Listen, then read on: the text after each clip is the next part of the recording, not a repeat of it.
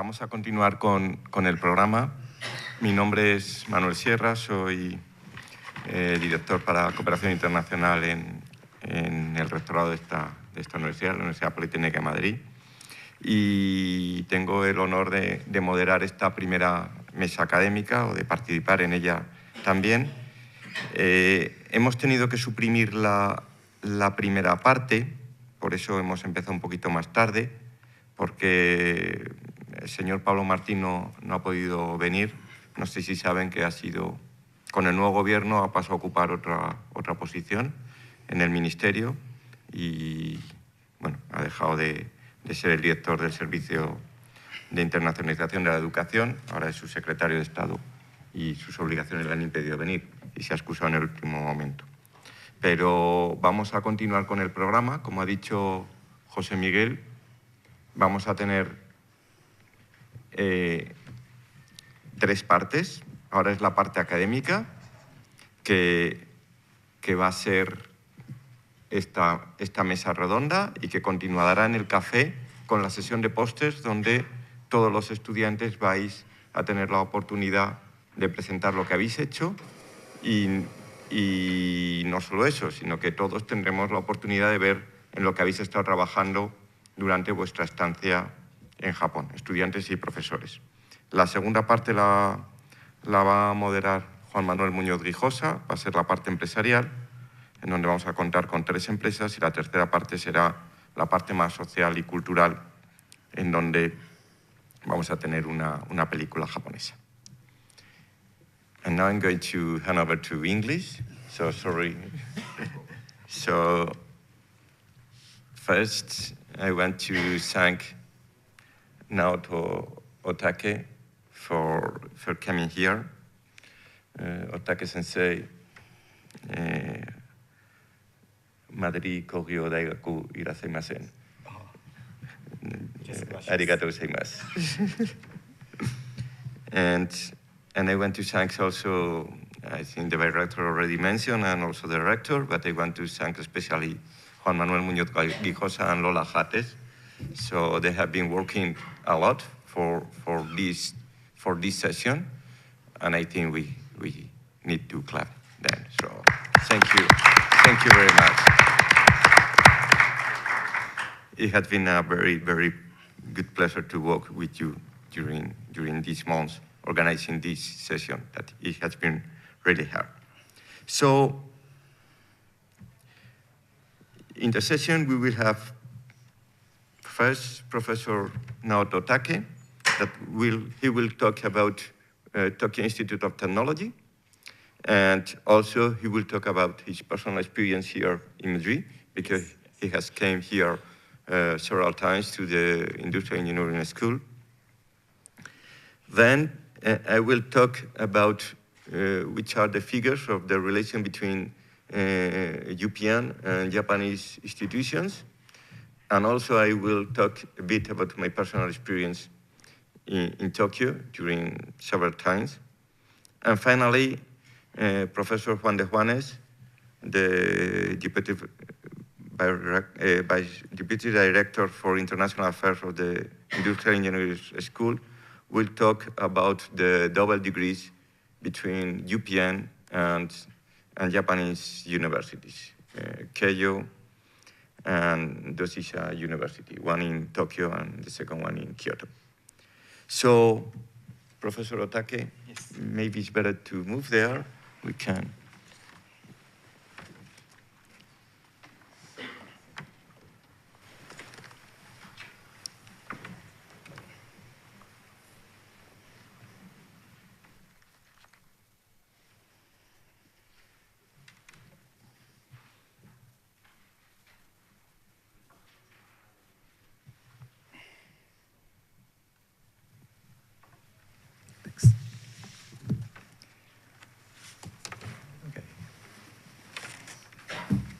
Start or? Again, good morning, ladies and gentlemen. My name is Otake from Tokyo Institute of Technology. I'm very, very honored to have a chance to give a talk here, because I love UPM and I love Japan. I love Spain and I love Japan. No. Oh, I forgot Tokyo Tech. Yes. Okay. I will create. So, first of all, I would like to give my heartfelt gratitude to the Rector Guillermo Cisneros Peros and the Vice Rector, the Miguel Atienza Leira, and the Director Pablo Martin Gonzalez. He's absent from this symposium today. And my friend, Famonos Guihosa. Thank you very much for give me a chance to give a talk here. And anyhow, I would like to strengthen the relationships between Tokyo Tech and UPM, as well as Japan and Spain in future, next 10 years or 15 years. So today's content is listed here. One is an outline of Tokyo Tech, and the second is collaborative research funding scheme, and the third is a student exchange scheme. It's pretty important. And lastly, I'd like to talk about my experiences in University Politécnica Madrid, Madrid. So about the Tokyo Tech, we have almost 10,000 students, consisting of 5,000 graduate students and 5,000 undergraduate students in my institute. And number of faculty is 1,100, and administrative staff is almost 600. I would say that the number of graduate and undergraduate students and the number of faculty members is almost the same as such as MIT, Massachusetts Institute of Technology. But the number of staff is 1/3 of MIT. It might be the serious problem not only in the Tokyo Tech, but also in the universities in Japan. We have a problem in the lack of the administrative staff in our university.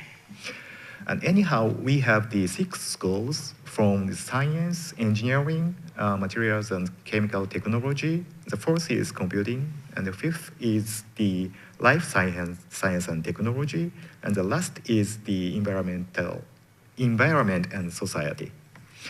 We also have the Institute for Liberal Arts. We call it ILA. And also the Institute of Innovative Research. I'm actually coming from this organization, Institute of Innovative Research. And we have 4 laboratories and 3 centers and 10 research units in Institute of Innovative Research. I think Tokyo Tech covers almost all fields in science and engineering, from mathematics, physics, to the engineering civil, engineering mechanical, and manufacturing. And all over the rankings, yes, is 57th. And I think it's a 20th in engineering, and the most strong in the engineering electrical, it's ranked to 19th. And the materials, it's also strong, and it's 28th. And chemical engineering, it comes to the 21st. Also, we have the outstanding research activities. And Hideki Shirakawa, he's a laureate of Nobel Prize in Chemistry. And he was or has been working on the conductive polymers. You may know the polyacetylene. It's conductive polymers. It's black and conductive. And another Nobel Prize laureate is Professor Osumi. He is joining now in IIR, so I'm working together with Professor Osumi right now. And he got the Nobel Prize in Physiology and Medicine in 2016. Yeah, it was a very, very good news for the Tokyo Institute of Technology. So let's see the international students from the world to the Tokyo Tech. And we have the 1,200 students from all over the world right now. But I'm sorry, we have the students from Spain, but it's not so large. Number is not so large, in fact. Just 4 from the Spain, and from 80 students from Europe.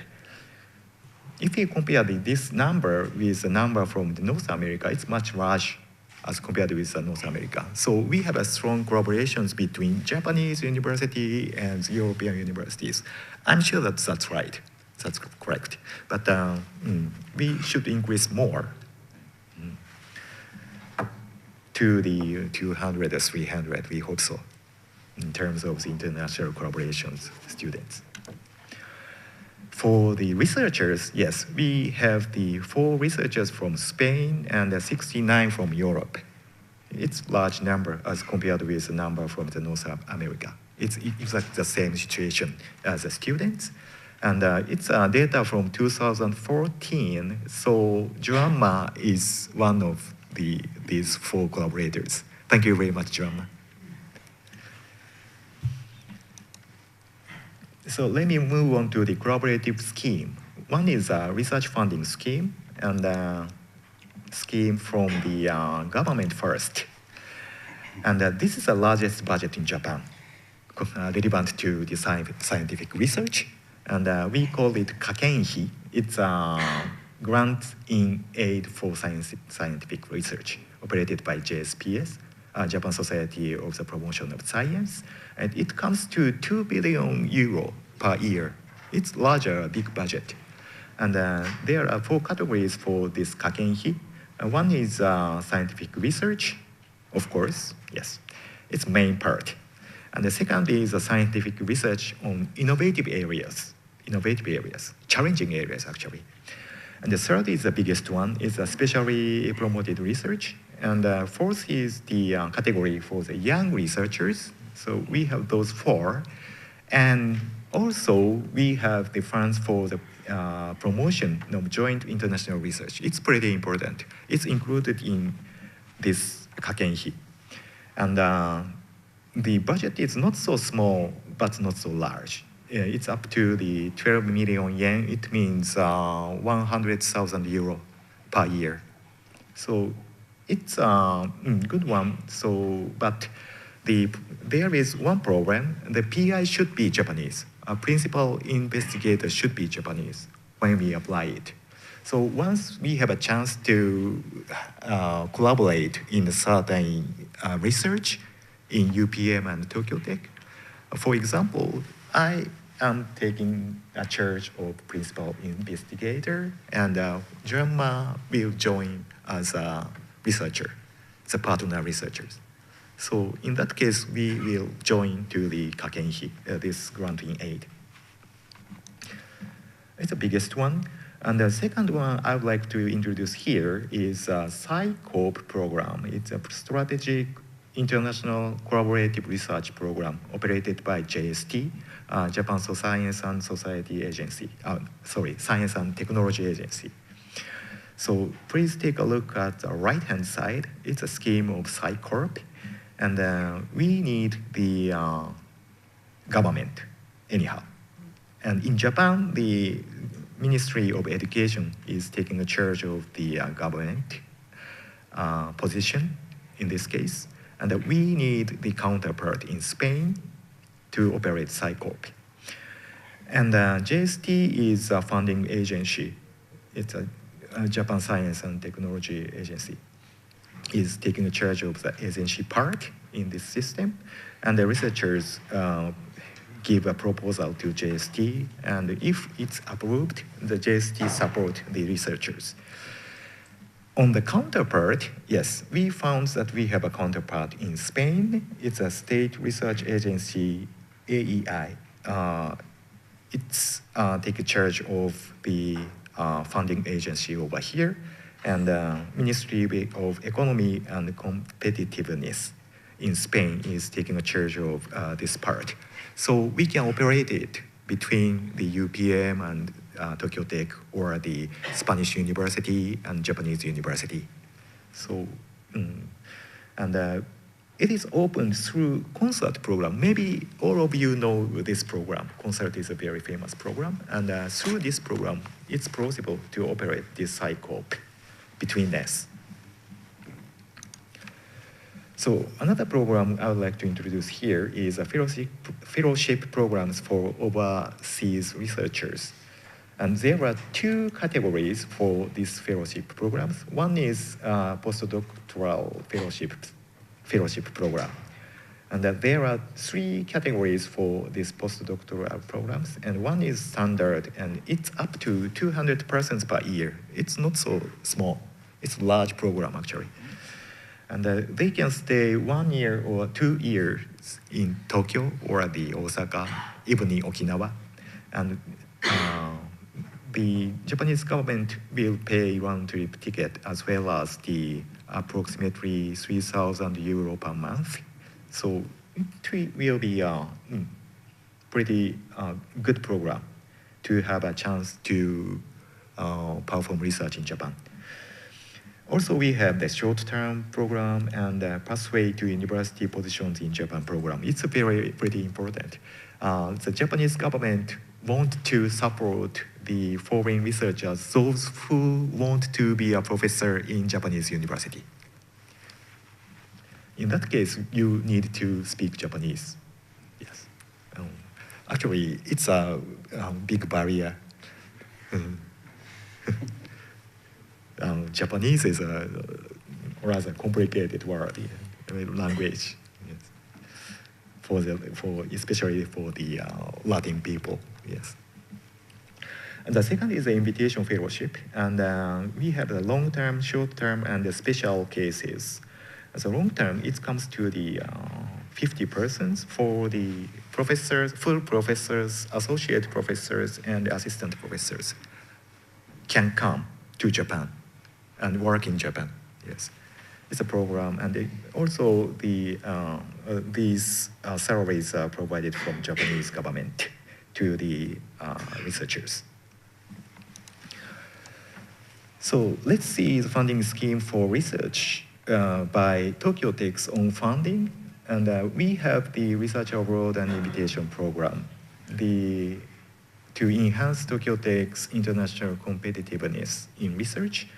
And there is an outbound program and inbound program, and I would like to talk about the inbound program because we would like to invite you. And the invitational program, yes, it's from 10 days to 3 months between the 2014 to 2023. And in fact, we have 8, it's not so large actually, but 8 faculties are invited from foreign countries to Tokyo Tech and spend 3 months or the 5 months in Tokyo Tech and collaborate with each other to initiate the collaborative research between such as UPM and Tokyo Tech. So I hope we will be able to utilize this program as well. Industry collaboration is also very important, and Tokyo Tech has solid relationships with many outstanding Japanese companies such as Hitachi, Toshiba, or NTT, like that. And over 500 collaborative research projects are underway every year, including overseas companies. And I'm sure that UPM also has very good relationships between industry. So I would like to propose these triangle collaborations in future. So we have, Tokyo Tech is located over here. And let's say the UPM is located as a partner universities over here. And once we have the triangle relationships with Japanese company or the Spanish company, it will be pretty interesting to promote new idea to the implement to new idea to the industry. So we would like to promote this kind of triangle collaboration system, not only in Europe, but also the North America. So if you find any ideas on this triangle relationship, yeah, let's talk together about it afterwards. Because we have the people from company today, I guess. So let me move on to the student exchange scheme. And first of all, it's a small question. What UPM professors, researchers, and doctoral students can do at Tokyo Tech? Yes, UPM professors and researchers can conduct research with our professors at Tokyo Tech as visiting scholars or visiting fellows. Also, UPM doctoral students can conduct research as visiting junior fellows in laboratories. So it would be very, let's say, they will be able to have good experiences in Tokyo Tech. And currently, the UPM students can enjoy or engaged in the ACAP program called Academic Cooperation Agreement Program and YSEP program. It's Young Scientist Exchange Program. ACAP is open for the undergraduate and graduate student, and they perform research under the guidance of the academic advisor in Tokyo Tech, and also they take courses in Tokyo Tech. It's And another YSEP is almost the same program as ACAP, but it's somewhat different from the 2 points. One is that the students write thesis in the end of YSEP program, and also they have a chance to visit Japanese companies and cultural experience tours in Japan. So the YSEP is a very interesting, I feel that YSEP is a very interesting scheme to understand Japan itself and research in Japan. And also, I had a very, very good experience in UPM, and I had a chance to give classes for not only for the undergraduate students, but also for the graduate students in March 2015. And this is a photograph after the class. Yeah, it's me. And I found Andres here. Yes, he is supporting my class. He was supporting my class, and he seems to be a headache.